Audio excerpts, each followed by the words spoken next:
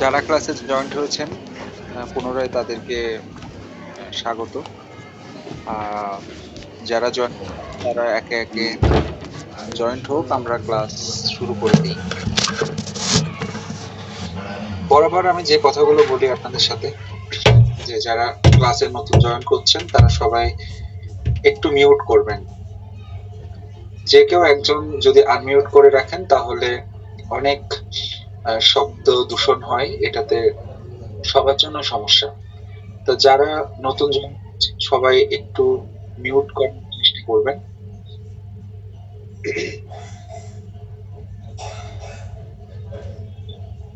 আপনারা জানেন যে ইতিমধ্যে বাংলাদেশের যে দুর্যোগটা ঘটে গেল গত শুক্রবার আনুমানিক সকাল 10টা 38 মিনিটে ভূমিকম্পটা দেখা দিল, এবং তারপরও মাঝারি এবং মৃদু ওগুলো গতকালও হলো। তো এই সকল বিষয় নিয়ে আসলে মানে প্রাকৃতিক দুর্যোগ তো ওইভাবে আসলে, বিশেষ করে ভূমিকম্পটা আগে থেকে কিন্তু ওইভাবে এর নিশানা কিংবা এর ইয়েটা বোঝা যায় না, মানে গতি গতি গতি বা এর ভয়াবহতা বোঝা যায় না। সামনের 6 তারিখ পর্যন্ত, ডিসেম্বরের 6 তারিখ পর্যন্ত একটু সবাই সতর্কতার সাথে থাকবেন। আসলে বড়সড় কোনো কিছু হলে সেটাতে তো আমাদের কোনো হাত থাকবে না, আর ভূমিকম্প ব্যাপারটা সেটা কখন হবে কখন হবে না এই ব্যাপারটাও তো আগে থেকে নিশ্চিত করা যায় না। এই জন্য বলছি, যাদের ছোট ছোট বাচ্চা আছে বাসায় বা মুরব্বী আছে, আপনারা একটু সতর্কতার সাথে থাকবেন থাকবেন এইটুকুই। আমাদের জীবনটা আসলে বিভিন্ন সমস্যার নিয়ে, এই সমস্যাটাকে সমাধান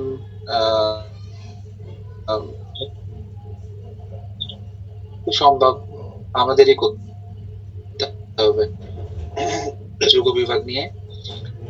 আশা করি আপনারা সেটা বুঝতে পেরেছেন। আমি গত ক্লাসের কিছু লেকচার আজকে একটু রিপিট করব। আমি বাংলা সাহিত্যকে টোটাল 3টি যুগে ভাগ করেছিলাম: প্রাচীন যুগ, মধ্যযুগ এবং আধুনিক যুগ। প্রাচীন যুগের উল্লেখযোগ্য সাহিত্য নিদর্শন বলেছিলাম চর্যাপদ, যেটা বাংলা সাহিত্যের প্রথম কবিতা বা কাব্য। প্রাচীন যুগের সময়কাল বলেছিলাম 650 থেকে 1200। মধ্যযুগের সময়কাল ছিল 1201 থেকে 1800 সাল পর্যন্ত। এই 1200 থেকে 1800 সাল পর্যন্ত, এর মধ্যে 1201 থেকে 1350 সেটা বাংলা সাহিত্যের অন্ধকার যুগ। এই সময় উল্লেখযোগ্য তেমন কোনো সাহিত্য রচিত হয়নি, তবে যে দুটো সাহিত্য আর কি রচিত হয়েছে এবং আমরা পাই, যে শূন্য পুরাণ আর শেখ শুভোদয়া, এই দুটো সাহিত্য আমরা নিদর্শন পাই। কিন্তু এই দুটো সাহিত্য কিন্তু কবিতার ঢঙে লেখা, এবং এই 150 বছর আমাদের দুর্যোগময় বা অন্ধকার অন্ধকার যুগ কেন বলা হচ্ছে? যে ওই সময়টাতে বর্গীদের আক্রমণ আমাদের এখানে এমন ভাবে পড়েছিল, বর্গী বা মারাঠিদের আক্রমণ, বাংলার সাধারণ মানুষের জনজীবন আসলে ওই সময় অনেক বেশি দুর্বিষহ হয়ে উঠেছিল। যে একটা জিনিস দেখবেন, মানুষ কিন্তু লেখালেখি করে বিভিন্ন যন্ত্রণা থেকে, মানে একাকিত্ব বোধ দূর করার জন্য কিংবা স্বাচ্ছন্দ্যে থাকার কারণে। এটা যদি আমরা রবীন্দ্রনাথ ঠাকুর এবং কাজী নজরুল ইসলাম দুইজনের লাইফ স্টাইল বা তাদের জীবনী যদি আমরা লক্ষ্য করি, দেখবো দুইজনের লেখার মধ্যে আলাদা আলাদা প্যাটার্ন আমরা পাই।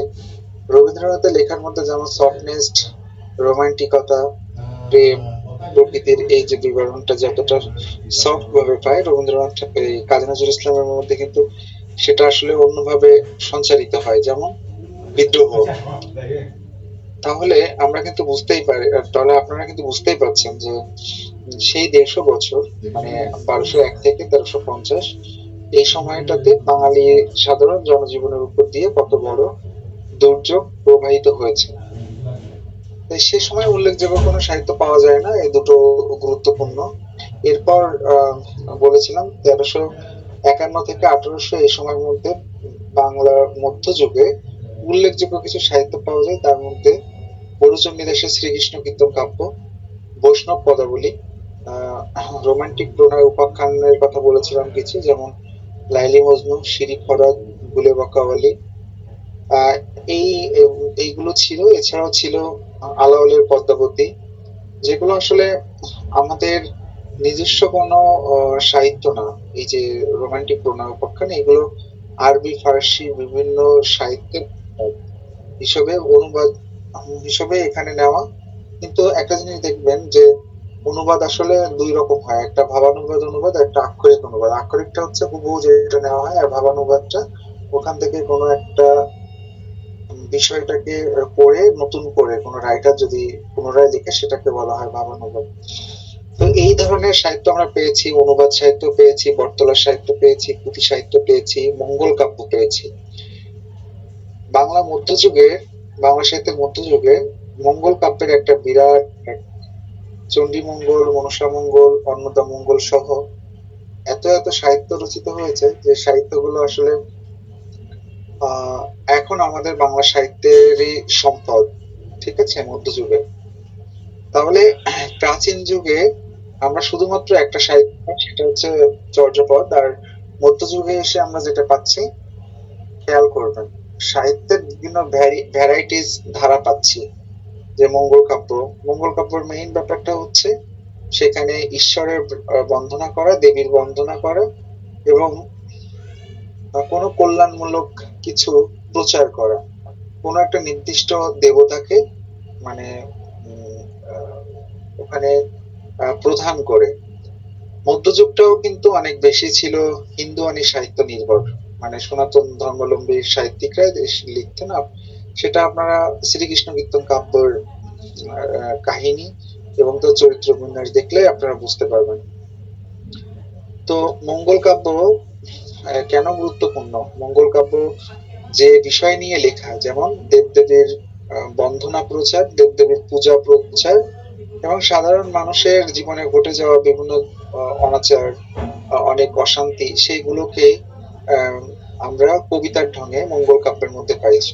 মধ্যযুগটাও কিন্তু যে ধরনের সাহিত্যের কথা আমি বলছি এখানে, রোমান্টিক প্রণয় উপাখ্যান থেকে শুরু করে শ্রীকৃষ্ণ কীর্তন, বৈষ্ণব পদাবলী, সবগুলোই কিন্তু কবিতার ঢঙে লেখা। তো ব্যাপারটা হচ্ছে, আমরা আমাদের পাঠ্য তো উপন্যাস, কিন্তু আমি কেন মধ্যযুগ বা প্রাচীন যুগে ফিরে যাচ্ছি? আমরা একটা জিনিস মাথায় রাখবেন যে আহ, উপন্যাসের জন্ম হয়েছে আধুনিক যুগে, মানে 1801 থেকে বর্তমান সময় হচ্ছে আধুনিক যুগ। তবে সার্থক উপন্যাস আমাদের এখানে আমরা পেয়েছি 1865 সালে দুর্গেশ নন্দিনীর মধ্য দিয়ে, বঙ্কিমচন্দ্র চট্টোপাধ্যায়ের। 1865 সালে দুর্গেশ নন্দিনী, তারপর আমরা পাচ্ছি 1866, সেম সময়কালীন কপালকুণ্ডলা। এই এই উপন্যাসগুলো আমরা পাই। কিন্তু এই উপন্যাসগুলো 1801 সালের অনেক পরে রচিত, যেমন 1865 কথা বললাম, 66 কথা বলছি। কিন্তু এই উপন্যাসগুলোর বীজ বা এই উপন্যাসগুলোর আহ মানে কি বলবো, যে একটা অন্তর্নিহিত ভাব, সেটা কিন্তু কোনো না কোনো ভাবে মধ্যযুগের সাহিত্যের মধ্যে ছিল। কিভাবে ছিল? মধ্যযুগের সাহিত্য কাহিনী নির্ভর ছিল। যেমন সেখানে কবিতার ঢঙে লেখা হলো একটা আমরা নির্দিষ্ট কাহিনী নিয়ে, যেমন শ্রীকৃষ্ণ কীর্তন কাব্য শ্রীকৃষ্ণ এবং রাধার প্রেম লীলা নিয়েই কিন্তু ওখানকার কাহিনী। সিঁড়ি ফরাত, লাইলি মজনু, এগুলো কিন্তু তাদের প্রেম লীলা নিয়েই বা প্রেম কাহিনী নিয়েই কিন্তু এই কাহিনীগুলো এগিয়েছে। দেন আমরা যে আরেকটা যে সাহিত্য পাই, আহ, যেমন মঙ্গল কাব্য, সেখানে দেবী চণ্ডীর, মঙ্গল কাব্য দেবী অন্নদার, মনসা মঙ্গল কাব্যে দেবী মনসা, তাদের মাহাত্ম্য প্রচারের জন্য কিন্তু সেগুলো কবিতার ঢঙে বিভিন্ন কাহিনী লেখা থাকে। তাহলে আমরা বলতেই পারি একটা কথা, যে মধ্যযুগের মানে উপন্যাস আধুনিক যুগের সৃষ্টি হলেও উপন্যাসের বীজ নিহিত আছে মধ্যযুগের সাহিত্যের মধ্যে। আচ্ছা, 1801 সাল বা 1800 সাল, সেই সময় থেকে আধুনিক যুগের শুরু। আপনারা জানেন যে আমাদের এখানে হঠাৎ করে গদ্য কিভাবে, যেমন 1800 সালের পূর্ব পর্যন্ত যে সময়টা ছিল, সেই সময়টা কিন্তু আমাদের এখানে সব কবিতার ঢঙে লেখা হতো। তাহলে 1801 সাল থেকে গদ্য রচনা শুরু হলো। গদ্যটা কি? গদ্য আর পদ্যর মধ্যে পার্থক্য তো আপনারা জানেন। পদ্য মানে কবিতা, গদ্য মানে যে কথাগুলো আমি বলছি বা আমরা যখন কোনো কাহিনী পড়ি, একের পর এক ননস্টপ কোনো সেন্টেন্স বসে, সেটাকে আমরা কি বলি? গদ্য বলি। তো আমাদের সাহিত্যের প্রাথমিক অবস্থায় গদ্যের যে প্রচলনটা ছিল, সেই সেই সময় দেখবেন সমাজের বিভিন্ন সমস্যা, যেমন বিধবা বিবাহ, সতীদাহ প্রথা, তারপর কলকাতার মধ্যবিত্ত শ্রেণীর শিক্ষিত হওয়ার যে ব্যাপারটা, এই সকল ব্যাপার নিয়ে বিভিন্ন পত্র পত্রিকা, যেমন দিগদর্শন পত্রিকা, তত্ত্ববোধিনী পত্রিকা সে সময় খুবই গুরুত্বপূর্ণ, ওই 1801 সাল পরবর্তী। তো আমাদের এখানে উইলিয়াম কেরি 1800 সালে প্রথম ফোর্ট উইলিয়াম কলেজ প্রতিষ্ঠা করেন। এটা করার পিছনে একটা কারণ ছিল, সেটা হচ্ছে তখন তো আসলে ব্রিটিশ শাসিত ভারতবর্ষ। ব্রিটিশরা তাদের শিক্ষা দীক্ষা, তাদের নিজেদের নিজেদেরকে ভারতবর্ষে প্রতিষ্ঠিত করার জন্য তারা এই কলেজটা প্রচার করেন। এবং দেখবেন তৎকালীন সময়ে অনেক কলকাতা নিবাসী বা কলকাতাবাসী জন্মসূত্রে বাঙালিরাও কিন্তু ব্রিটিশদের কার্যালয়ে কাজ করেছে, তাদের সাথে কিন্তু একটা ভালো সম্পর্ক তৈরি করেছে। তো ব্রিটিশরা এটা তারাও চেয়েছিল যারা শিক্ষিত ভারতবর্ষের নারী পুরুষ, তাদেরকেও তারা একটা ভালো শিক্ষা দিতে চেয়েছিল। ফোর্ট উইলিয়াম কলেজ হচ্ছে সেটার একটা নমুনা মাত্র। তো ফোর্ট উইলিয়াম কলেজ শুধুমাত্র উইলিয়াম কেরির পৃষ্ঠপোষকতায় এই কলেজটা তৈরি হয়। এই কলেজটা যখন তৈরি হলো তখন ফোর্ট মানে উইলিয়াম কেরি ভাবলেন এখানে একটা বাংলা বিভাগ খোলার দরকার, বাংলা বিভাগ চালু করার দরকার। বাংলা বিভাগ চালু করার কেন দরকার? তারা ব্রিটিশ, তারা যদি এখানে এসে শিক্ষা দীক্ষা, বাংলা শিক্ষা দীক্ষাটাও নিতে পারে, তাহলে জীবনযাপন সহ কর্ম সবকিছুতেই তাদের একটু সুবিধা হবে। তো 1801 সালে এসে ফোর্ট উইলিয়াম কলেজে বাংলা বিভাগ চালু করা হলো। তো বাংলা বিভাগ চালু করলেন ফোর্ট উইলিয়াম কেরি। তো উইলিয়াম কেরি যখন চালু করলেন তখন এখানে কিছু মহাপণ্ডিত আমাদের এখানে, যেমন ঈশ্বরচন্দ্র বিদ্যাসাগর, মৃত্যুঞ্জয় বিদ্যালঙ্কার, রামরাম বসু, ইনাদের নাম আপনারা শুনেছেন। তারা এই বাংলা বিভাগের কয়েকজন পণ্ডিত ব্যক্তি এছাড়াও তারা থেকে এই বাংলা বিভাগটা চালু করেন। বাংলা বিভাগ চালু করার সুবাদে তারা কিছু বই রচনা করেন, যেমন বিভিন্ন, যেমন কথ্য ভাষার উপরে, আঞ্চলিক ভাষার উপরে। তার এক একজন এক একটা মুখর রমণী বশীকরণ, এই যে বইগুলো আছে, যেমন মাইকেল মধুসূদন দত্তের যে কাহিনী বেস গদ্যগুলো তৈরি হচ্ছে, মানে আমরা সে সময় পাই। প্যারিচাঁদ মিত্রের আলালের ঘরে দুলাল, তারপর কালীপ্রসন্ন সিং এর আমরা ফুলমণি ও করুণার বিবরণ, যে উপন্যাসগুলো, আসলে এই উপন্যাসগুলো উপন্যাস হয়ে ওঠেনি, কিন্তু কিভাবে গদ্যকে ছাপিয়ে একটা ভালো সাহিত্য হতে পারে তাদের মধ্য দিয়ে আমরা প্রচেষ্টাগুলো আমরা তখন দেখতে পাই। তো তাহলে 1801 সাল পরবর্তী আমাদের এখানে গদ্যের প্রচলন হলো। বিভিন্ন পত্র পত্রিকা, যেমন তত্ত্ববোধিনী পত্রিকার কথা বললাম, দিগদর্শনের কথা বললাম, বঙ্গদর্শন, এই পত্রিকাগুলো তৎকালীন সময় সমাজের বিভিন্ন সমস্যা, সুবিধা অসুবিধা এবং যারা সমাজের নতুন রাইটার সে সময়, যেমন বঙ্কিমচন্দ্র চট্টোপাধ্যায়, মানে প্যারিচাঁদ মিত্র, হ্যাঁ, রমেশচন্দ্র মজুমদার, তাদের সাহিত্যগুলোকে মানে প্রকাশ করার চেষ্টা করছে সেই সকল পত্র পত্রিকার মধ্যে। এটা দিয়ে হচ্ছে কি, পত্র পত্রিকা তো আমাদের পলিটিক্যাল, আমাদের সামাজিক, আমাদের সাংস্কৃতিক, বিভিন্ন বিনোদনমূলক অনেক সংবাদ থাকে। সেই সাথে সাহিত্যেরও কিছু পাতা থাকলো, যেখানে সাহিত্যিকরা লেখা শুরু করলো। লেখা শুরু করলো বলতে বিভিন্ন সংখ্যা, যেমন আমাদের এখানে দেখবেন বছরের নির্দিষ্ট সময় বইমেলাতে, আমরা ফেব্রুয়ারি মাসে বইমেলার 1 মাস আয়োজন করা হয়। সে সময় বিভিন্ন সারা বছর ধরে লেখকরা লেখে, প্রকাশকরা ফেব্রুয়ারির কিছুদিন আগে তারা বই মানে পাবলিশ করার জন্য খুব তোড়জোড় শুরু করে। কিন্তু আগে যেটা হতো, লেখকদের লেখাগুলো আগে পত্রিকার মধ্য দিয়ে প্রকাশ হতো, তারপর সেই লেখাটা যদি অনেক বেশি জনপ্রিয় হতে থাকে বা সাড়া পেতে থাকে, তখন সেটা পরবর্তীতে গ্রন্থি হিসেবে প্রকাশ করা হতো। তো 1800 সালটা বাংলা সাহিত্যের জন্য এতটা ইম্পর্টেন্ট যে কবিতার যে ধারাটা ছিল সেটাকে হঠাৎ করে পরিবর্তন করে আরো কিছু সাহিত্য বাংলা সাহিত্যে মানে সাহিত্যের আরো কিছু ধারা আমরা পাই, যেমন বাংলা নাটক খুবই গুরুত্বপূর্ণ, বাংলা প্রবন্ধ খুবই গুরুত্বপূর্ণ, বাংলা উপন্যাস খুবই গুরুত্বপূর্ণ। বাংলা সাহিত্যের সব থেকে কনিষ্ঠতম শাখা সেটা হচ্ছে বাংলা ছোট গল্প। দ্বিতীয় সেমিস্টারে হয়তো আমার সাথে আপনাদের ছোট গল্প থাকবে, তখন আমি সে সময় ডিটেলস ছোট গল্পের আবির্ভাব বা আবিষ্কার কিভাবে হয়েছে সেটা নিয়ে আমি আলোচনা করব। তাহলে 1800 সাল পরবর্তী আমরা কি কি পাচ্ছি? 1800 সাল পরবর্তী আমরা পাচ্ছি বাংলা উপন্যাস, প্রবন্ধ, নাটক। আর কবিতা কিন্তু সেই প্রাচীন যুগ থেকে বর্তমান সময় পর্যন্ত চলমান রয়েছে। আচ্ছা, এরপর 1800 সালের 1830-40 এই সময়ের দিকে আস্তে আস্তে আমাদের সাহিত্যের একটা আদল তৈরি হলো। যেমন উপন্যাস কিভাবে লিখতে হয়, নাটক কিভাবে হয়, ঠিক আছে, প্রবন্ধ আসলে কিভাবে এর স্ট্রাকচার তৈরি হয়। তো এই ব্যাপারগুলো না আমরা আস্তে আস্তে জানতে শুরু করলাম।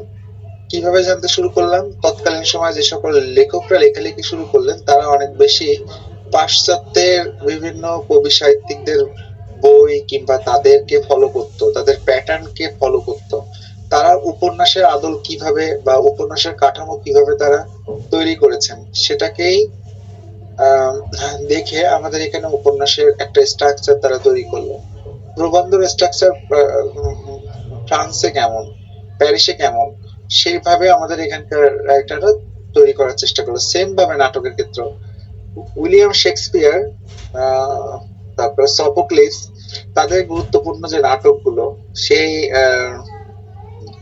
নাটকগুলোর কিন্তু যেমন সফোক্লিসের ইডিপাস, শেক্সপিয়ারের বিভিন্ন যে নাটকগুলো রয়েছে, তো সবগুলোর আদল নিয়ে আমাদের এখানে অনেক, যেমন গিরিশচন্দ্র ঘোষ, তারপর সৈয়দ মুস্তফা আলী, তারপর দীনবন্ধু মিত্র, ইনারা কিন্তু মানে নাটক লিখেছেন, ঠিক আছে, এনারা কিন্তু নাটক লিখেছেন তৎকালীন সময়ে।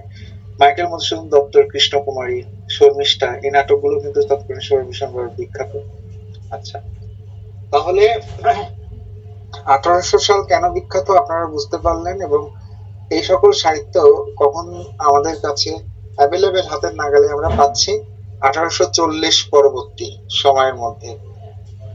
বাংলা উপন্যাস, উপন্যাসের সংজ্ঞা যদি আমি আপনাদের কাছে জিজ্ঞাসা করি, ম্যাক্সিমাম স্টুডেন্ট হয়তো বা বলতে পারবেন, অনেকেই হয়তো জানেন না যে উপন্যাস কি। সহজভাবে যদি আমি বলি যে আমাদের যেহেতু পাঠ্য উপন্যাস, উপন্যাস হচ্ছে একটা বড় আয়োজন যেখানে জীবনের গুরুত্বপূর্ণ মানে যে সময়গুলো, জীবনের গুরুত্বপূর্ণ সময়, হাসি, কান্না, দুঃখ, সেগুলো একটা মানে সামাজিক এবং মানে জীবনের গুরুত্বপূর্ণ মুহূর্তগুলো, সেটা সুখ, দুঃখ, হাসি, কান্নার একটা মানে আমাদের নিজস্ব এবং আমাদের পারিপার্শ্বিক মানুষের যে সামাজিক আয়োজন, সেই আয়োজনটা ঘিরেই হচ্ছে আর কি উপন্যাস। এটা হচ্ছে সাধারণ সংজ্ঞা। এর থেকে আপনাদের কাছে আরো হয়তো ভালো উপন্যাসের সংজ্ঞা রয়েছে, যেখানে জীবনের বাস্তবতা থাকবে, যেখানে সামাজিকতা থাকবে, সেটা না হলে আসলে উপন্যাস হয় না। তো একটা উপন্যাস যখন একজন রাইটার লিখেন, ঔপন্যাসিক যখন লেখেন, তিনি কয়েকটা বিষয়কে মানে দৃষ্টি দিয়ে, কয়েকটি বিষয়কে লক্ষ্য রেখে তিনি লেখেন, তা না হলে তার উপন্যাসটা আসলে সার্থক উপন্যাস বা উপন্যাসের আদলে হয়ে ওঠে না। সে বিষয়গুলো কি? সেই উপন্যাসের মধ্যে ফার্স্ট যেটা থাকবে সেটা কাহিনী, সেখানে থাকবে চরিত্র, সেখানে থাকবে আঙ্গিক, সেখানে থাকবে প্লট, সেখানে থাকবে ভাষা। আরেকটা পয়েন্ট খুবই গুরুত্বপূর্ণ, সেটা হচ্ছে লেখকের পয়েন্ট অফ ভিউ। আরেকটা পয়েন্ট গুরুত্বপূর্ণ, সেটা হচ্ছে সময়। কোন সময়কে নির্দেশ করে, কোন সময়কে নির্দেশ করে রাইটার এই উপন্যাসটা লিখেছেন। তো উপন্যাসের স্ট্রাকচার তৈরি হয় আসলে 5 থেকে 6টা। এটা হচ্ছে গুরুত্বপূর্ণ বিষয়, এগুলো থাকতেই হবে। এছাড়াও আরো অনেক পয়েন্ট রয়েছে, সেগুলো আসলে গুরুত্বপূর্ণ না। এগুলো যদি থাকে তাহলে সেই উপন্যাসটা আসলে সার্থক হয়। এখন আসি বঙ্কিমচন্দ্র চট্টোপাধ্যায়ের উপর। আপনারা জানেন বঙ্কিমচন্দ্র চট্টোপাধ্যায় বাংলা সাহিত্যে তাকে সার্থক উপন্যাসের জনক বলা হয়, এবং তাকে আরেকটা বিষয় বলা হয় যে বাংলা উপন্যাসের প্রথম সার্থক স্রষ্টাও বলা হয়। ঠিক আছে? তো এজন্য বঙ্কিমচন্দ্রের যে শিল্পগুণ সেটাকে বিচার করা বা তার উপন্যাসগুলোকে ধরে ধরে আলোচনা করা এটা আসলে খুব দুরূহ ব্যাপার। দুরূহ মানে খুব কঠিন। বিশেষ করে বঙ্কিমচন্দ্র চট্টোপাধ্যায় তো বাংলা গদ্যে প্রাথমিক অবস্থায় লেখালেখি করেছেন। তার বাক্য গঠন, তার শব্দবিন্যাস সেগুলো ভীষণ জটিল এবং কঠিন প্রকৃতির। যারা কপালকুণ্ডলা উপন্যাস পড়ার চেষ্টা করেছেন, যাদের পড়া আছে তারা তো জানেন, আর যাদের পড়া নেই তারা প্রথমে বুঝতে পারছেন যে উপন্যাসটা আসলে খুব সহজ না, খুব একটা দুর্বোধ্য বা কঠিন এই উপন্যাসটি। তো উপন্যাসটা কপালকুণ্ডলা নামকরণটা কেন হয়েছে? কপালকুণ্ডলা এই উপন্যাসের নায়িকার নামই হচ্ছে কপালকুণ্ডলা। দেখবেন কপাল মানে তো আমরা জানি যে আমাদের আমাদের কপাল, আমাদের ভাগ্য যেটাকে আমরা বলি। আর কুণ্ডলা মানে ঘূর্ণায়মান। তাহলে এই উপন্যাসের নায়িকার নামকরণ থেকেই আমরা বুঝতে পারি যে তার চরিত্রটা মানে এই উপন্যাসটাও কিভাবে মানে নিয়তি দ্বারা নিয়ন্ত্রিত, এবং কপালকুণ্ডলা চরিত্রটাও কিভাবে ঘুরছে, মানে সে কখনো অরণ্যচারিণী বনচারিণী, আবার কখনো তিনি গৃহবাসিনী হচ্ছে। তো তার জীবনটা নিয়েই আর কি এই উপন্যাসটা। এই উপন্যাসের কেন্দ্রীয় চরিত্রই কপালকুণ্ডলা। তাকে ঘিরে নবকুমার, মেহেরুন্নেছা, কাপালিক আহ সহ ও আহ, অধিকারী সহ আরো কিছু চরিত্র আমরা দেখতে পাবো এই উপন্যাসে।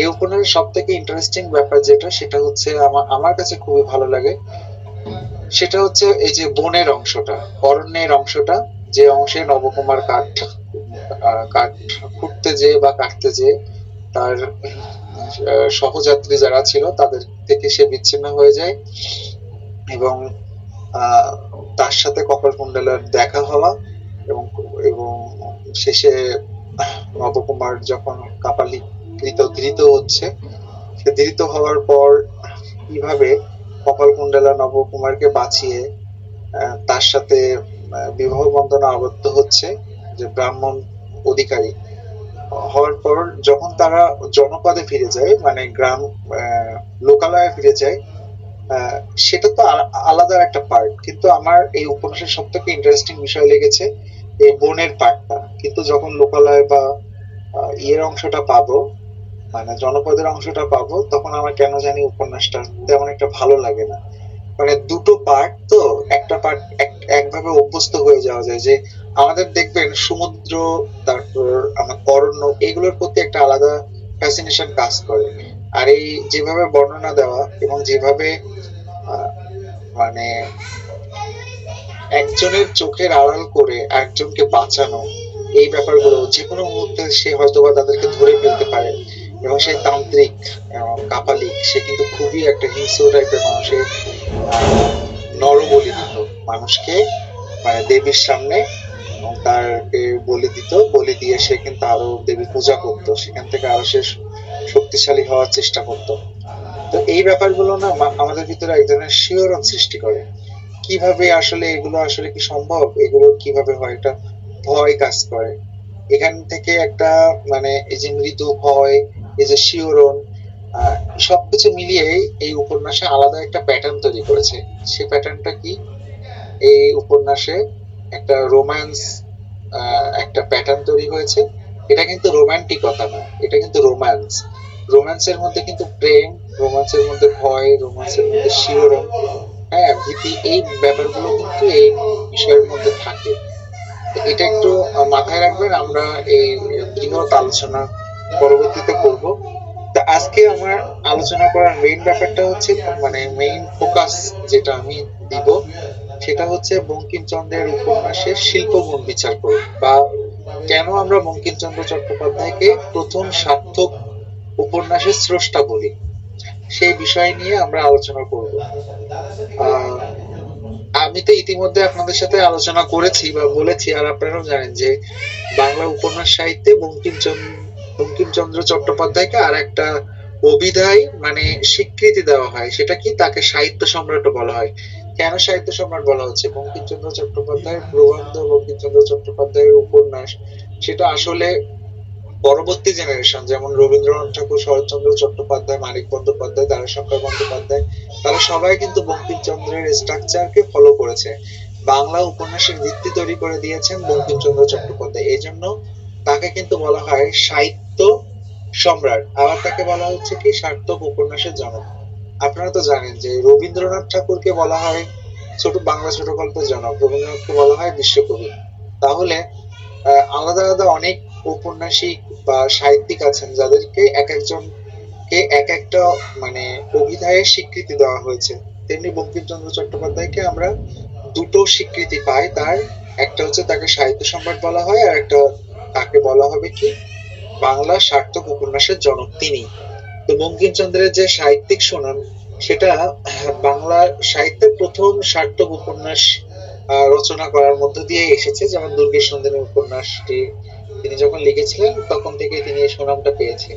তো বাংলা উপন্যাসে যে ইংরেজি উপন্যাস সাহিত্যের প্রভাব রয়েছে সেটা আমরা বঙ্কিমচন্দ্র চট্টোপাধ্যায়ের উপন্যাস থেকে পাবো। আমি একটু আগে বললাম যে পাশ্চাত্যের বিভিন্ন ঔপন্যাসিকদের উপন্যাসের আদলে বঙ্কিমচন্দ্র চট্টোপাধ্যায় আমাদের এখানে উপন্যাসের স্ট্রাকচারটা তৈরি করেছেন।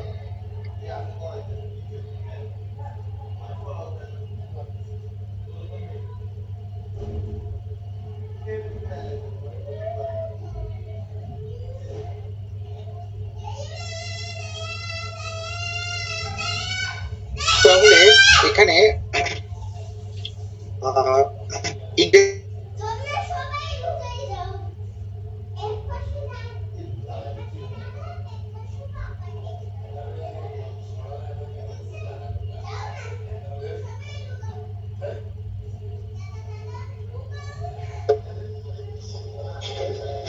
স্যার শোনা যাচ্ছে না।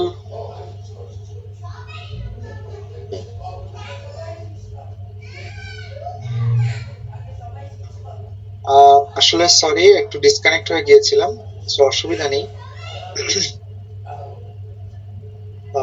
যেখানে ছিলাম যে আমাদের বাংলা উপন্যাসে ইংরেজি উপন্যাস সাহিত্যের একটা প্রভাব রয়েছে, কারণ বঙ্কিমচন্দ্র কিন্তু ভালো ইংরেজি পড়তেন এবং ইংরেজি অনুবাদ করতে পারতেন। সেই সাথে ইংরেজি উপন্যাসের যে গঠন কৌশল, সেই গঠন কৌশলের প্রতি তার একটা আগ্রহ ছিল বঙ্কিমচন্দ্র চট্টোপাধ্যায়ের। যে কোনো মহৎ শিল্পীর তুলিতে মানে তার লেখনীতে যেমন কি থাকে মানে ধরেন আপনি এখানে একজন শিল্পী, তো আপনি যখন লিখবেন তখন অবশ্যই আমাদের বিশ্ব ব্রহ্মাণ্ড, জগৎ, জীবন ও জীবনের বাহ্যিক এবং অন্তর্দান্দিক যে রূপটা এবং সেই সাথে সময়ের একটা মানে কাল চেতনার প্রভাব আপনার সেই লেখনীর মধ্যে থাকবে। কারণ এখানে অনেকে আছেন কবি, তারা যখন লেখেন তখন অবশ্যই আপনাদের ব্যক্তিগত জীবনের ক্ষরণ, জীবনের যাপন এবং ব্যক্তিগত জীবনের সাথে আপনার পারিপার্শ্বিক বা প্রতিবেশীদের জীবনের কোনো বিষয় বা আপনার সাথে অন্য কোনো চরিত্রের দ্বন্দ্ব, মনোকষ্ট এবং বৈশ্বিক কোনো প্রভাবে আপনি খুব মনোক্ষুণ্ণ আছেন, সেই বিষয়গুলোকেই তো আপনি আপনার কবিতার মধ্যে লিখবেন।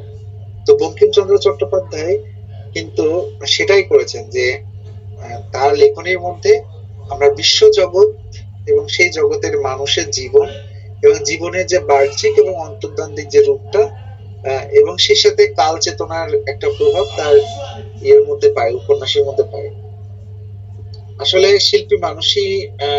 শিল্পী সমাজের মানুষ এমনই, তিনি কিন্তু নিজেরটা চিন্তা করেন না, তিনি কিন্তু সামগ্রিক ব্যাপারটাকে চিন্তা করেই কিন্তু তিনি লিখে থাকেন। বঙ্কিমচন্দ্র চট্টোপাধ্যায় সেই সমাজেরই মানুষ, সেই শিল্পী সমাজেরই মানুষ। এজন্য তিনি সমাজের জীবন চিত্র অঙ্কনে তিনি বাস্তবতা দেখিয়েছেন তার উপন্যাসের মধ্যে, মানে একটা বাস্তব অভিজ্ঞতার যে প্রলেপ তিনি যেমন দেখিয়েছেন, তেমনি কল্পনার একটা প্রসার ঘটিয়েছেন। বিশেষ করে আমাদের অতীত ও ভবিষ্যতের একটা মেলবন্ধন তিনি মানে নতুন ভাবে মানে তার উপন্যাসের মধ্যে তিনি দেখিয়েছেন। আচ্ছা, এখানে যেমন কল্পনা, আমরা তো একটু আগে বললাম কপালকুণ্ডলা উপন্যাসটা একটি রোম্যান্স ধর্মী উপন্যাস। এই উপন্যাসের রোম্যান্সটার যেমন ভয়, ভীতি, শিহরণ, কল্পনার এগুলোর কিন্তু আবেশ থাকে। আমি আসবো আপনাদের রোম্যান্স কাকে বলে, রোম্যান্সের বৈশিষ্ট্য কি কি, সে সকল বিষয় নিয়ে কপালকুণ্ডলা উপন্যাসকে আমি বিশ্লেষণ করার চেষ্টা করবো, অসুবিধা নেই। তো যেখানে ছিলাম যে বঙ্কিমচন্দ্র চট্টোপাধ্যায় বাস্তবতাকে গ্রহণ করেছেন তার সাহিত্যের মধ্যে, দেখিয়েছেন, তেমনি কল্পনারও কিন্তু প্রসার ঘটিয়ে অতীত এবং ভবিষ্যতের এক মানে নতুন অবয়ব সৃষ্টি করেছেন, যেখানে তার শিল্পী সত্তা বাস্তবের বিবিধ রোম্যান্সকর অনুভূতির সহযাত্রী হয়েছে। তো বঙ্কিমের চেতনায় আমরা যে রূপ বা কল্পনা, যে শিহরণ, যে রূপটা আমরা দেখতে পাই, সেটাই আসলে রোমান্সধর্মী উপন্যাসের প্রধান উপাদান।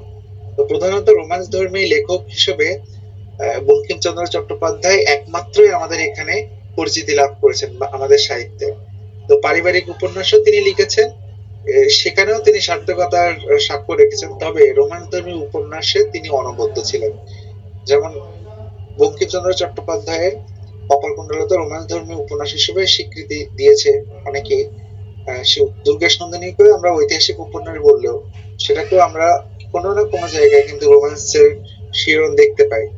বঙ্কিমচন্দ্র চট্টোপাধ্যায়ের উপন্যাসে যদি শিল্প মূল্য আমরা দেখি, সেখানে বঙ্কিমের যে মানস গঠন, তার ব্যক্তি বঙ্কিমের একটা প্রভাব আমরা সেখানে তার উপন্যাসে শিল্প মূল্যের মধ্যে দেখতে পাই। যেমন বঙ্কিম আধুনিক যুগের মানুষের প্রতিনিধিত্বকে, মানে আধুনিক যুগের মানুষ কেমন, 1801 সালের পরবর্তী মানুষ কেমন, সেই মানুষের জীবনকে নিয়ে তিনি উপন্যাসে যেভাবে প্রতিনিধিত্ব এবং সত্যকে প্রকাশ করেছেন, তার যে মানুষ প্রবণতা, সেখানে আরেকটা ব্যাপার রয়েছে, সেই বঙ্কিমের একটা নীতি এবং আদর্শের যে ঐক্যতা, সেটাও তিনি তার উপন্যাসের মধ্যে তুলে ধরতে সক্ষম হয়েছেন। একটু আগে আপনাদের সাথে আমি বললাম যে বাংলা সাহিত্যে আলালের ঘরে দুলালি একমাত্র উপন্যাস, যে উপন্যাসটা আসলে সেইভাবে উপন্যাসের আদল হয়ে উঠতে পারেনি, এই জন্য তাকে সার্থক উপন্যাস বলা যায় না। কিছু কিছু জায়গায় উপন্যাসের সার্থক হতে সেটা ব্যাহত হয়েছে। তো একটা জিনিস দেখবেন, সেই যে একটা ফল্ট, মানে সার্থক উপন্যাস না হতে পারার যে ব্যাপারটা, বঙ্কিমচন্দ্র চট্টোপাধ্যায় কিন্তু কিছুকাল পরে এসে কিন্তু সেটা তিনি পুষিয়ে দিয়েছেন। যা যেমন বঙ্কিমচন্দ্র চট্টোপাধ্যায়ের উপন্যাসে আমরা যে যে বিষয়গুলোকে দেখতে পাই, বিশেষ করে প্রথম পয়েন্ট হিসেবে বিষয়বস্তু, তার উপন্যাসের চরিত্র, দ্বিতীয় পয়েন্ট তার উপন্যাসের পরিবেশ, তারপর চতুর্থ পয়েন্ট তার উপন্যাসের বর্ণনা, পঞ্চম পয়েন্ট তার উপন্যাসের মননশীলতা, ষষ্ঠ পয়েন্ট তার উপন্যাসের ভাষা। তাহলে কি কি বললাম? বিষয়বস্তু, চরিত্র, পরিবেশ, বর্ণনা, মননশীলতা, ভাষা, এই প্রত্যেকটার একটা যোগসূত্র করে বঙ্কিমচন্দ্র চট্টোপাধ্যায় উপন্যাসকে একটি সামগ্রিক রূপ দান করেছে। সম্পূর্ণ ত্রুটিমুক্ত শিল্প করার জন্য, মানে তার উপন্যাসটা আসলে বঙ্কিমচন্দ্র চট্টোপাধ্যায়ের কপালকুণ্ডলা বা দুর্গেশ নন্দিনী, চন্দ্রশেখর, বিষবৃক্ষ, কৃষ্ণকান্তের উইল, এই উপন্যাসগুলো এখন আমাদের কাছে কেমন একটা মনে হয় যে না, খুব কঠিন, এটা কেমন, কিন্তু তৎকালীন সময়ে এই উপন্যাসগুলো শিল্প গুণ দিতে যে তিনি কিন্তু কোনো কার্পণ্য করেন। তিনি উপন্যাস হতে গেলে যে যে পয়েন্টগুলো দরকার, সেই উপাদানগুলোই কিন্তু তিনি তার উপন্যাসের মধ্যে দেওয়ার চেষ্টা করেছেন। আচ্ছা, বাংলা উপন্যাসের কালান্তর একটা বই আছে, আবার সেটার সেই উপন্যাসে সরোজ কুমার বন্দ্যোপাধ্যায় বঙ্কিমচন্দ্রের উপন্যাসে 3টি লক্ষণ নির্দেশ করেছেন।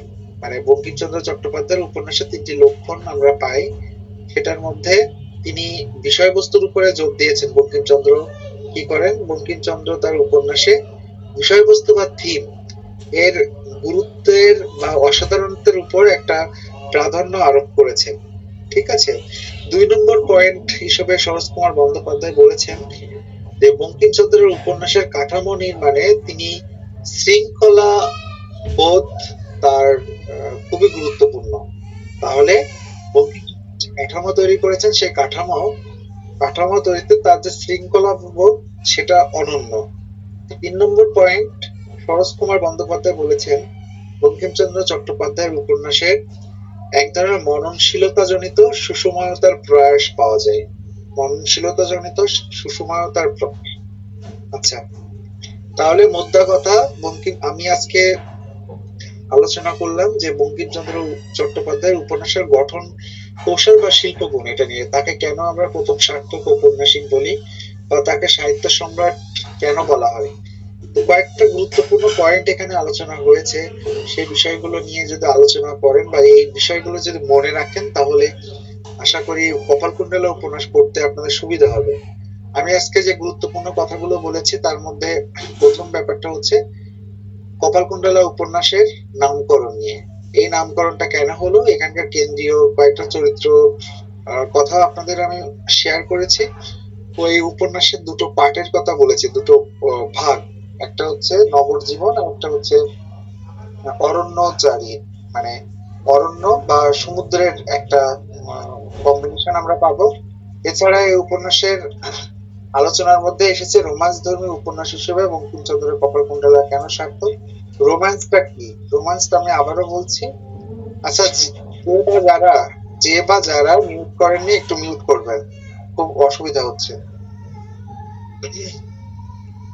আর একটা গুরুত্বপূর্ণ কথা বলেছি আপনাদের সাথে, সেটা হচ্ছে এই যে রোমান্স বলতে আসলে বঙ্কিমচন্দ্র চট্টোপাধ্যায় যেটা বুঝিয়েছেন যে ভয়, হ্যাঁ, শিহরণ, তারপরে আরো যে ব্যাপারগুলো, যেমন সেখানে প্রেম থাকবে, সেখানে দুঃখ থাকবে, কষ্ট থাকবে, সাহস থাকবে, বিদ্রোহ থাকবে, সেই সকল একটা কম্বিনেশন মিলিয়ে হচ্ছে রোম্যান্স। তো এই রোম্যান্সের সাথে কিন্তু আপনার রোমান্টিকতা মেলানোর চেষ্টা করবেন না। এছাড়া আমি আজকে আলোচনা করেছি বঙ্কিমচন্দ্র চট্টোপাধ্যায়ের আহ উপন্যাসের শিল্পগুণ কিভাবে আমরা পাবো, কোন কোন বিষয়ে তিনি গুরুত্ব দিয়েছে এবং তাকে কেন সাহিত্য সম্রাট বলা হয় বা বাংলার সার্থক উপন্যাসের জনক বলা হয়। তিনি মেইন ভাবে যে কাজটা করেছেন, তিনি বাস্তব জীবনের সুখ দুঃখ এবং ব্যক্তি মানুষের জীবনের বাহ্যিক এবং তার অন্তর্তান্ত্রিক যে রূপটা, সেটাকে তিনি দেখানোর চেষ্টা করেছেন। তার উপন্যাস রচনার মধ্যে বিষয়বস্তু, চরিত্র, পরিবেশ বর্ণনা, উপন্যাসের যে বর্ণনা এবং মননশীলতা, সেই সাথে ভাষার উপর তিনি একটা বেশ জোর দিয়েছে বলে তার উপন্যাসগুলো এত, মানে কি বলবো, যে সৃজন কলায় সমৃদ্ধ, এটা একটু মাথায় রাখবেন। এছাড়াও বলেছি বাংলা উপন্যাসের কালান্তর এই বই থেকে শরৎ কুমার বন্দ্যোপাধ্যায় বঙ্কিমচন্দ্রের উপন্যাসের 3টি গুণের কথা বলেছে, সেই বিষয়গুলো আপনাদের সাথে বলেছে। আর আজকের কিন্তু আলোচনাটা এখানে শেষ নয়। আজকে আর এখানে মানে নেক্সট ক্লাসে আমি আরো কিছু আলোচনা করে এই কোশ্চেনটা আমি শেষ করব। এই কোশ্চেনটা আমি শেষ করব শুধুমাত্র বঙ্কিমচন্দ্র চট্টোপাধ্যায়কে নিয়ে শরৎ কুমার বন্দ্যোপাধ্যায় শুধু আলোচনা করেনি, ডক্টর সুকুমার সেন বঙ্কিমচন্দ্রের উপন্যাসের গঠনগত বৈশিষ্ট্য নিয়ে আলোচনা করেছে। সেই পয়েন্টগুলো নিয়ে আপনাদের সাথে আলোচনা করব। এছাড়া আলোচনা করব বঙ্কিমচন্দ্রের রোমান্সধর্মী এবং সামাজিক উপন্যাস নিয়ে কয়েকটা কথা। আর আজকের আলোচনায় আরো একটা বিষয় আলোচনা করেছি আপনাদের সাথে, সেটা হচ্ছে প্রাচীন যুগ, মধ্যযুগ, আধুনিক যুগ। এবং আধুনিক যুগের প্রথম অর্ধে কোন কোন বিষয়গুলো আমাদের বাংলা উপন্যাস তৈরি করতে বা লিখতে মানে সাহায্য করে, সে সকল বিষয় নিয়ে আপনাদের সাথে আমরা আলোচনা করেছি। আজকের আলোচনা এটুকুই। আপনাদের যদি কোনো কোশ্চেন থাকে বা জিজ্ঞাসা থাকে আপনারা করতে পারেন। একজন একজন করে হ্যান্ড রাইজ করবেন, সে সবাইকে সুযোগ দিব। আফসানা খাতুন।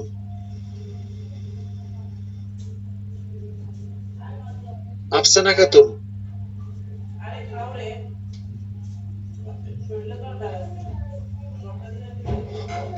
আফসানা, আপনি কি শুনতে পাচ্ছেন? জি স্যার, আদাব স্যার। হ্যাঁ আদাব, বলেন। বঙ্কিমচন্দ্র চট্টোপাধ্যায়ের কয়েকটা কথা বললেন, চরিত্র, চরিত্র, মানসিক ভাষা। আপনার আপনার মনে হয় কানে হেডফোন দেওয়া, আপনার কিন্তু কথা শোনা যাচ্ছে না। হেডফোনটা ছাড়িয়ে আপনি কথা বলেন।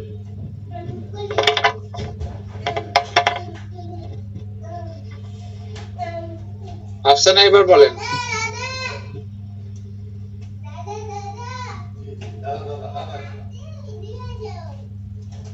আফসানা,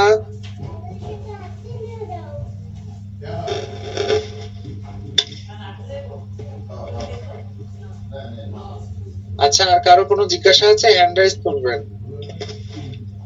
স্যার আমার একটা প্রশ্ন ছিল স্যার। আচ্ছা, এখানে এসেছেন কি আপনার? জি স্যার। একটু উপরে লাইনে থাকেন, 1 মিনিট লাইনে থাকেন। হ্যালো, স্যার বলবো? আফসানা একটু ওয়েট করেন। হ্যাঁ হ্যাঁ, কি বলছেন আনোয়ার?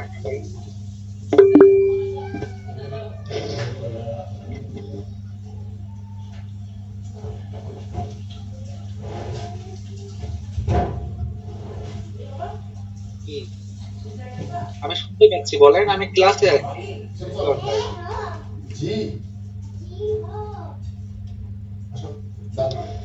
আচ্ছা, হ্যাঁ আফসানা, জি স্যার।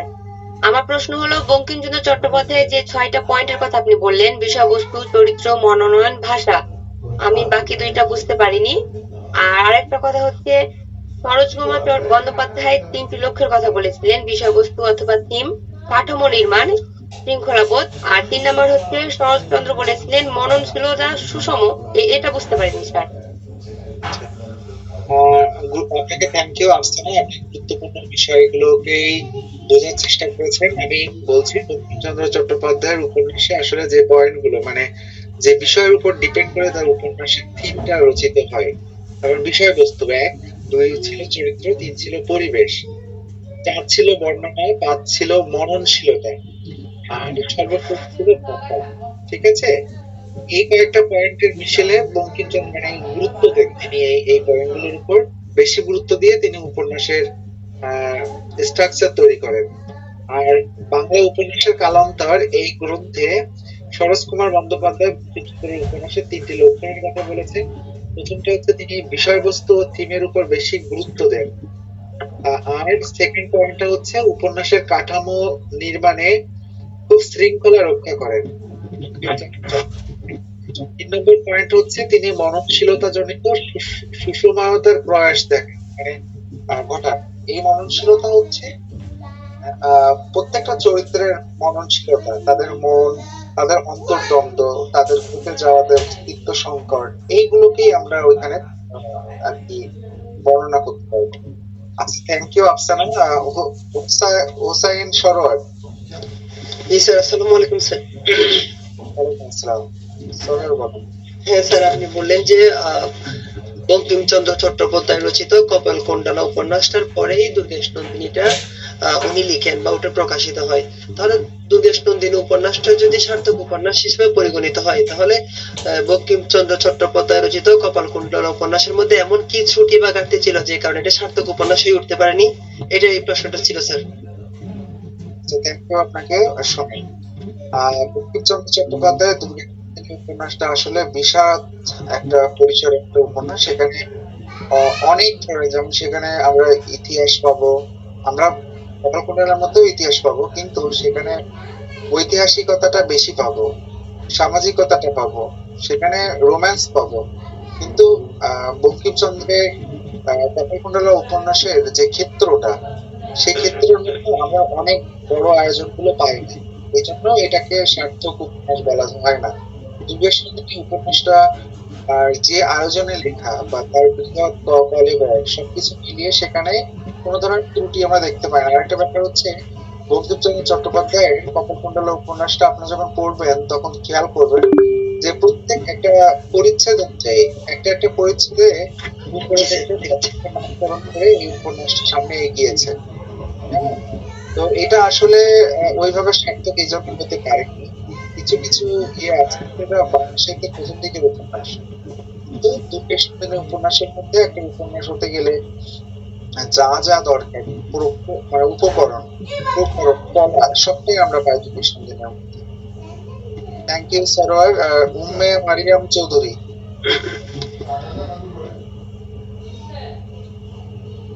মরিয়াম চৌধুরী।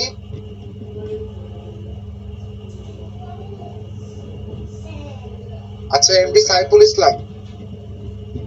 স্যার আসসালামু আলাইকুম স্যার। ওয়ালাইকুম আসসালাম।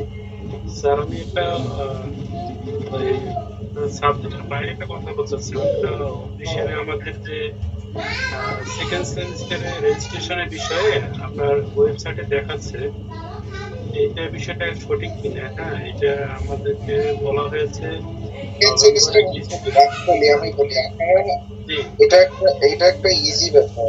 আপনারা এখন ফার্স্ট সেমিস্টারে, কেন আপনারা তাহলে সেকেন্ড সেমিস্টার করতে চান? আপনাদের কিন্তু টার্ম হবে 200, সেকেন্ড সেমিস্টার হবে 252, আর প্রথম সেমিস্টার হবে 251। অলরেডি আপনারা প্রথম সেমিস্টারে পরীক্ষা দিবেন, তারপরে পরীক্ষা দেওয়ার পর দ্বিতীয় সেমিস্টারে যখন ক্লাস শুরু হবে তখন আপনারা রেজিস্ট্রেশন করবেন দ্বিতীয় সেমিস্টারের জন্য। স্যার এটার একটু ডেটটা দেওয়া হয়েছে ডিসেম্বরের 20 তারিখ পর্যন্ত রেজিস্ট্রেশনের বিষয়টা। হ্যাঁ, এটা কি আমরা এখন করবো না পরে করলেও হবে? সেই বিষয়টার জন্য একটু শিওর। এটা তো আপনাদের জন্য না, ওখানে নাম লেখা আছে দেখেন, এটা আপনাদের সিনিয়রদের জন্য। কিন্তু আমাদেরও পোর্টালেও এইটা দেখাচ্ছে স্যার, এই জন্য বলছিলাম আমাদের প্রোফাইলে এটা দেখাচ্ছে। আচ্ছা, তাহলে এই ব্যাপারটা নিয়ে আপনাদের স্ব আন্তরিকতা একটু কথা বলবেন। আমি তো শিক্ষক, টেকনিক্যাল ব্যাপারগুলো আমরা জানার কথা নেই। আচ্ছা আচ্ছা আচ্ছা, কিন্তু আমাদের প্রোফাইলে এসেছে তো অনলাইন স্টুডেন্টের এই সমস্যাটা হচ্ছে। আচ্ছা, পারভীন চৌধুরী, স্যার আসসালামু আলাইকুম। ওয়ালাইকুম স্যার আসসালাম। স্যার কালান্তর একটা সহজ কুমার এরকম একজন নাম বলেছিলেন স্যার। আমার কাছে কালান্তর একটা আছে রবীন্দ্রনাথ ঠাকুরের, এটা স্যার? না না, ওটা না। সরোজ কুমার বন্দ্যোপাধ্যায়ের বাংলা উপন্যাসের কালান্তর। উপন্যাসের কালান্তর বলতে সেখানে বিভিন্ন উপন্যাস নিয়ে একটা মানে গবেষণাধর্মী বই, যেমন শ্রীকুমার বন্দ্যোপাধ্যায়ের বঙ্গ সাহিত্যে উপন্যাসের ধারা, এই টাইপের কিছু বই। এটা হচ্ছে বাংলা উপন্যাসের কালান্তর, সরোজ বন্দ্যোপাধ্যায়। স্যার আমাদেরকে ওখান থেকে পড়তে হবে না এমনিতে? যেমন ধরেন স্যার, আমি বঙ্কিমচন্দ্র সম্পর্কে যেরকম জানি, হ্যাঁ, আমি ওরকম লিখতে পারবো? মানে অনেক সমালোচকের কোনো কোটেশন এরকম উল্লেখ করতে পারবো, নাকি স্পেসিফিক ওই ইয়েটাই করতে হবে? যে বইটা থেকে না না, নির্দিষ্টভাবে এগুলো করার দরকার নেই। মানে সরোজ কুমারের বই থেকেই যে নিতে হবে এমন না, তারপর ওই যে শ্রীকুমার বন্দ্যোপাধ্যায়ের বই থেকে যে নিতে হবে এমন না, অচ্যুত গোস্বামীর বই থেকে যে নিতে হবে এমন না। আপনি আগে ক্লাসগুলো রেগুলার শোনেন, বোঝেন। শুধু জাস্ট একটা কথা বলবো, আমি আপনাদের কখনো প্রেশার দিব না কোনো সমালোচনার বই কিনতে। আপনারা জাস্ট একটা কাজ করবেন, আপনারা শুধু উপন্যাস 4টা পড়ে ফেলেন, তারপরে কিভাবে আপনাদের ভালো প্রিপারেশন করানো যায় সেটার দায়িত্বটা আমার। শুধু উপন্যাসগুলো পড়তে বলছি। মেইন উপন্যাস পড়া থাকলে যে ধরনের কোশ্চেন আসুক না কেন, যে ধরনের আলোচনা আপনারা ধরতে পারবেন এবং আপনাদের লিখতে সেটা সুবিধা হবে। জি স্যার, অনেক ধন্যবাদ স্যার। আসসালামু আলাইকুম। আচ্ছা, আর কারো কোনো জিজ্ঞাসা আছে? সিরাজ, স্যার আমার আরেকটা প্রশ্ন আছে স্যার। আচ্ছা, সরোয়ার বলেন। আমি কপালকুণ্ডল উপন্যাসটা স্যার পড়েছি। তো স্যার এই কপালকুণ্ডল উপন্যাসের মধ্যে আমরা দেখতে পাই বঙ্কিমচন্দ্র চট্টোপাধ্যায় কিছু ইতিহাস প্রসিদ্ধ চরিত্রের সাথে ওনার সৃষ্ট কাল্পনিক চরিত্রের একটা অপূর্ব একটা সংমিশ্রণ ঘটিয়েছেন। তো স্যার এই যে ইতিহাস প্রসিদ্ধ ক্যারেক্টারের সাথে ওনার কাল্পনিক ক্যারেক্টারের একটা অপূর্ব সংমিশ্রণ, এটা কি বঙ্কিমচন্দ্র চট্টোপাধ্যায়ের রচনা শিল্পগুণ বিচার করতে যাই আমি পয়েন্টে লিখতে পারবো কিনা? Thank you. সিরাজুল ছাড়া অন্য যারা করেছেন, আনমিউট করেছেন, একটু মিউট করবেন প্লিজ। কোনো একটু সমস্যা হচ্ছে না। সিরাজুল, আপনি মিউট করেন। সিরাজুল, আপনি মিউট করেন। আচ্ছা, হ্যাঁ, অবশ্যই আপনি লিখতে পারবেন, এখানে কোনো অসুবিধা নেই। বঙ্কিমচন্দ্রের আসলে কপালকুণ্ডলা তো, এবং আপনি যে বিষয়টা নিয়ে কথা বললেন সেটা আসলে কপালকুণ্ডলার রোম্যান্সটা নিয়ে আপনি কথা বললেন। এখানে বঙ্কিমচন্দ্র চট্টোপাধ্যায় কিন্তু ইতিহাসের যে চরিত্রগুলো বা আমাদের মুঘল আমলের যে কাহিনী, সেটাকে কিন্তু এখানে তিনি না ঢুকালেও পারতেন। হঠাৎ করে মেহেরুন্নেসার এন্ট্রি, এই মেহেরুন্নেসা কিন্তু নবকুমারের প্রথম স্ত্রী, এবং সেই মেহেরুন্নেসা তার আরেকজন লুৎফুন্নেসা, সে কিন্তু মুঘল সাম্রাজ্যের কয়েকটা চরিত্র, যে যাদের সেলিমের নাম আছে, তাদের সাথে কিন্তু তার একটা অবৈধ সম্পর্ক হোক বা তাদের রক্ষিত হোক, সেটা কিন্তু ছিল। যেটা আসলে এখানে অতি বাড়াবাড়ি করেছে এই বঙ্কিমচন্দ্র চট্টোপাধ্যায়।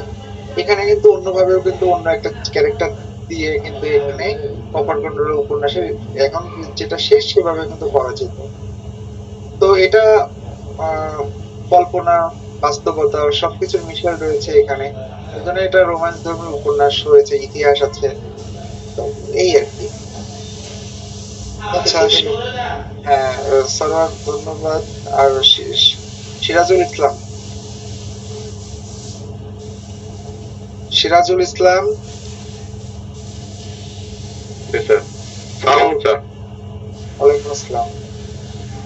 স্যার বলতেছি যে আমরা বই কিনবো স্যার, এখানে উপন্যাসের কি আলাদা ভাবে বই কিনতে হবে না? আমি চাচ্ছিলাম স্যার একটু বইয়ের নাম বললে লেখক সহজ, আমরা সেটা অনলাইনে কিনে বা লাইব্রেরিতে কিনে বাসায় বললাম, আপনার ক্লাসে বললাম, মনে হয় আমাদের বোঝার জন্য একটু ভালো হবে। একটু স্যার জানাইলে স্যার কাইন্ডলি খুব ভালো হতো। আমি তো বলেছি 4টা উপন্যাস কিনলেই হয়ে যাবে। তারপরেও যদি আপনারা কিনতে চান, আপনাদের সিলেবাসে এখানে সহায়ক গ্রন্থ বলে নাম আছে, যে কয়টা বইয়ের নাম আছে আপনার সবগুলো কিনতে হবে। হুম, ঠিক আছে, এটা জানার জন্য।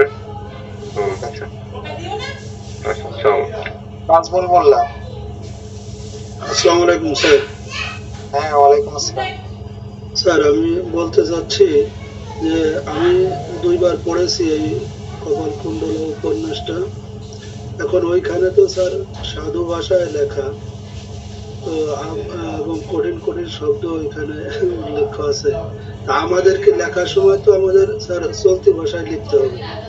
সেটা তো অবশ্যই চলতি ভাষায় লিখতে হবে, মানে চলিত ভাষায় লিখতে হবে। আর আপনি বর্তমান সময়ে কিন্তু ওই উপন্যাসটা বিশ্লেষণ করছেন, আমি এই উপন্যাসটা আলোচনা করছি, সেখানে কি কখনো আমি সাধু ভাষার সংযোগ ঘটিয়েছি? আমি কিন্তু সাধু না, ভাষার স্যার। এখানে নেই।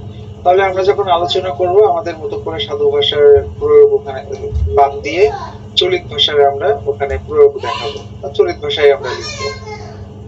আর এই ওটা মানে যে লিখেছেন আমরা চট্টোপাধ্যায় পড়েছি যেভাবে, তার থেকে আরো অনেক পূর্বের কাহিনী। উনি কিন্তু ওই উপন্যাসের প্রথমেই তিনি কিন্তু উল্লেখ করেছেন যে সময়ে তিনি লিখেছেন, ধরেন 1860 সালের পর লিখেছেন, তার থেকে আরো অনেক বছর পূর্বের এই এই কাহিনী নিয়ে তিনি এই উপন্যাসটা লিখেছেন।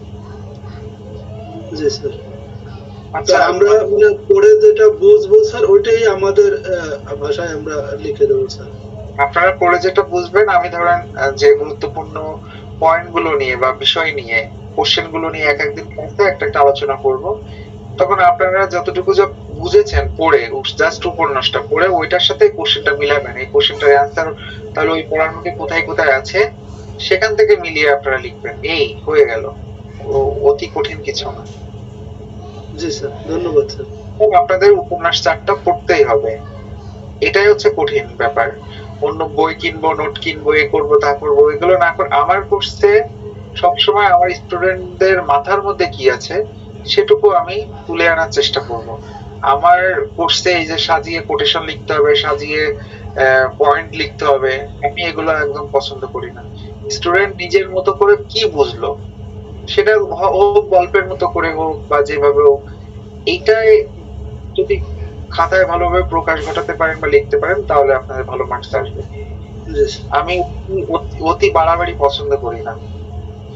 আর আমি জানি এই সময় এসে আপনারা এই 4টা উপন্যাস পড়তেই আপনাদের হিমশিম খেয়ে যেতে হবে। তারপর কপালকুণ্ডলা, চোখের বালি, এই উপন্যাসগুলো কিন্তু ভীষণ কঠিন, 2-3 বার করে না পড়লে এই উপন্যাসগুলো আসলে বোঝা যায় না। তারপরেও যদি বলেন স্যার কিছু সমালোচনার বই, ওখানে আপনাদের সহায়ক গ্রন্থগুলিতে বইয়ের নাম দেওয়া আছে, আপনাদের যেটা ভালো লাগে আপনারা কেনেন, কোনো অসুবিধা নেই। তবে একজন শিক্ষকের লেকচার যদি আপনারা রেগুলার শোনেন ক্লাসে, এবং যদি কোনো ক্লাস মিস যায়, সেক্ষেত্রে আপনাদের সিআররা যদি ক্লাসগুলো রেকর্ড করে, তো আমার মনে হয় যে অসুবিধা থাকার কথা না। হ্যাঁ, পরবর্তীতে শিক্ষকদের লেকচারটা শুনে নিলেও কিন্তু এখান থেকে অনেক কিছু, অনেক পয়েন্ট আপনারা লিখে রাখবেন, পয়েন্টগুলো টুকে রাখবেন, সেই পয়েন্টের আলোকেও কিন্তু অনেক লেখা যায়।